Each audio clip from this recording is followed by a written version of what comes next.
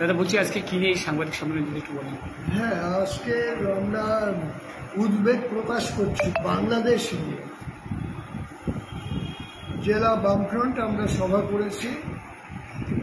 আমরা সাম্প্রতিক সময়ে বাংলাদেশে সদ্য পুরনো হয়ে যাওয়া সরকারের সময়টায় ছাত্র আন্দোলনের ওপরে পুলিশি গুলিচালনা এবং বেগম হাসিনা পদত্যাগ করবার পরও যে সামরিক প্রশাসন চলছে, সেই সময়েও যারা প্রয়াত হলেন, আমরা তাদের প্রতি শোক জ্ঞাপন করছি জেলা বামফ্রন্টের পক্ষ থেকে।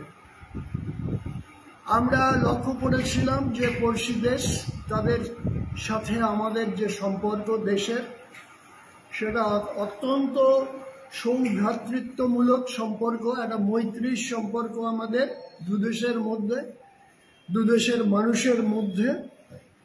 সেটা কোনো বিপজ্জনক জায়গায় চলে যাক, এটা আমরা চাই না। আমরা চাই যে ওই দেশের প্রজাতন্ত্র ফিরে আসুক, ওই দেশের গণতন্ত্র ফিরে আসুক, ওই দেশের শান্তি সুস্থিতির পরিবেশ ফিরে আসুক এবং মানুষ তার গণতান্ত্রিক অধিকার বলে নতুন করে আবার ভাবতে শুরু করুন। তার প্রভাব আমাদেরও লাগোয়া রাজ্যে, আমাদের দেশেও পড়ুক। আমরা চাই দুটো দেশের মধ্যে মৌলবাদী কার্যকলাপ যেভাবে চলছে লক্ষ্য করা যাচ্ছে, আমরা এর অবসান আমরা চাইছি।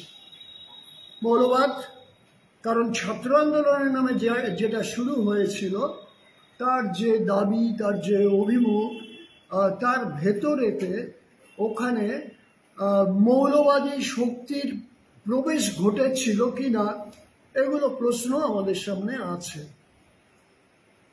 এবং বিভ্রান্তি তৈরির জন্য মানুষের ভেতরে যাতে করে সাম্প্রদায়িক সম্প্রীতির পরিবেশটা নষ্ট হয়ে যায়, সেদিকে লক্ষ্য রেখে দুদেশের মৌলবাদী শক্তি তারাও কিন্তু কাজকর্মের মধ্যে যুক্ত করেছে নিজেদেরকে। ভয় ভীতির পরিবেশ, ওই দেশে সংখ্যালঘুরা আক্রান্ত, সুতরাং এই দেশের সংখ্যালঘুদেরকে কিছু করা ইত্যাদি ইত্যাদি বিষয়, একটা ভীতিপ্রদ পরিবেশ পরিস্থিতির দিকে যাতে না যায়, আমরা আমাদের রাজ্য সরকার, আমাদের কেন্দ্রীয় সরকারের কাছে জেলা বামফ্রন্টের পক্ষ থেকে আমাদের এই দাবি আমরা উত্থাপন করতে চাইছি। মৌলবাদ, কারণ ছাত্র আন্দোলনের নামে যেটা শুরু হয়েছিল, তার যে দাবি, তার যে অভিমুখ, তার ভেতরেতে ওখানে মৌলবাদী শক্তির প্রবেশ ঘটেছিল কিনা, এগুলো প্রশ্ন আমাদের সামনে আছে।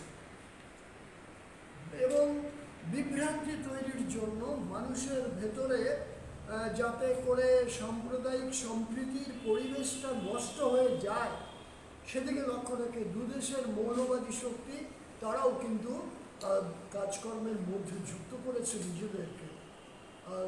ভয় ভীতির পরিবেশ, ওই দেশে সংখ্যালঘুরা আক্রান্ত, সুতরাং এই দেশের সংখ্যালঘুদেরকে কিছু করা ইত্যাদি ইত্যাদি বিষয়, একটা ভীতিপ্রদ পরিবেশ পরিস্থিতির দিকে যাতে না যায়, আমরা আমাদের রাজ্য সরকার, আমাদের কেন্দ্রীয় সরকারের কাছে জেলা বামফ্রন্টের পক্ষ থেকে আমাদের এই দাবি আমরা উত্থাপন করতে চাইছি।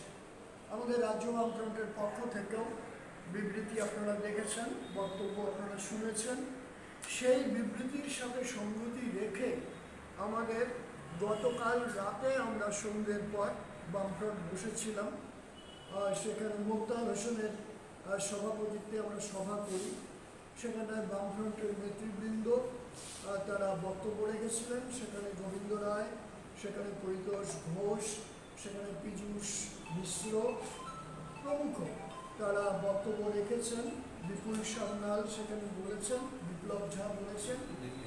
সবটা মধ্য দিয়ে আমাদের দুদেশের সম্প্রীতি অক্ষুণ্ণ থাক, ওই দেশের প্রজাতন্ত্র ফিরে আসুক, গণতান্ত্রিক। আপনাদের সাথে চর্চা হচ্ছে এই কথাগুলো নিয়ে, আমরা সাধারণ মানুষের ভেতরে অর্থাৎ জনপরিসরে আমরা এই বক্তব্যগুলো নিয়ে পৌঁছতে চাই। তার জন্য গোটা জেলা জুড়েই জলপাইগুড়ি জেলার সবগুলো ব্লকে বড় বড় হাট শহর বন্দর যা আছে সেখানে আমরা একটু নেমে ঐক্যবদ্ধভাবে বামফ্রন্টের পক্ষ থেকে আমরা চাইছি এই বক্তব্যগুলো নিয়ে মানুষের কাছে পৌঁছে যেতে। বলছি এইদিকে লক্ষ্য রেখেই আমাদের বামফ্রন্টের সভা করলাম এবং তার ভাবনা চিন্তা থেকে সেই সভার পরবর্তী সময় আপনাদের সাথে মিলিত হলাম। বলছি যে যারা ইতিমধ্যেই গতকালও শোনা গেছে যে ওখানে কিছু শরণার্থী বর্ডারিয়ে আসছেন, তারা পশ্চিমবঙ্গে প্রবেশ করার জন্য ভারতে, সেক্ষেত্রে আপনাদের ভূমিকা কী থাকবে?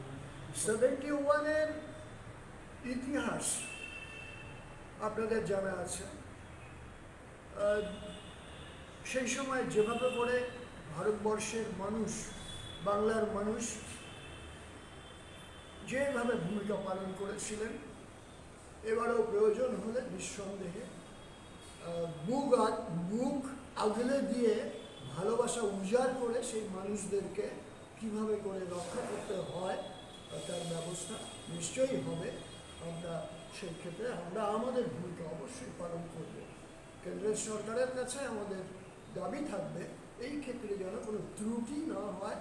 রাজ্যের সরকারকে আমরা বলবো যে কেন্দ্রীয় সরকার এবং রাজ্য সরকার দুটো সরকারই মিলে যেন এই ক্ষেত্রে ইতিবাচক ভূমিকা পালন করেন, এটা আমরা চাই।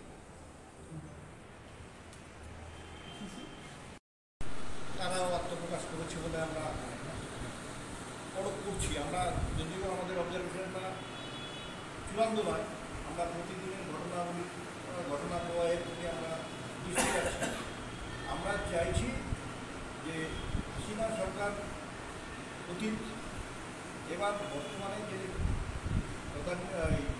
তদারকি সরকারটা তৈরি হয়, সেই সরকার বাংলাদেশের গণতন্ত্র, বাংলাদেশের ধর্মনিরপেক্ষতা, বাংলাদেশের সংখ্যালঘু মানুষের নিরাপত্তা সুনিশ্চিত করবে এবং বাংলাদেশের যেগুলো আমরা বিভিন্ন মিডিয়ায় দেখলাম যে বঙ্গবন্ধু শেখ মুজিবরের আবক্ষ-মূর্তি যেভাবে ক্ষতবিক্ষত করা হলো, রবীন্দ্রনাথের মূর্তি ভেঙে দেওয়া হলো, এগুলো ছাত্রদের আন্দোলনের অংশ বলে আমরা মনে করি না। আমাদের ধারণা এই ছাত্র আন্দোলনের পিছনে তৃতীয় কোনো শক্তি আছে। সেই তৃতীয় শক্তি সম্পর্কে আমরা পুরো ওয়াকিবহাল এই মুহূর্তে নই।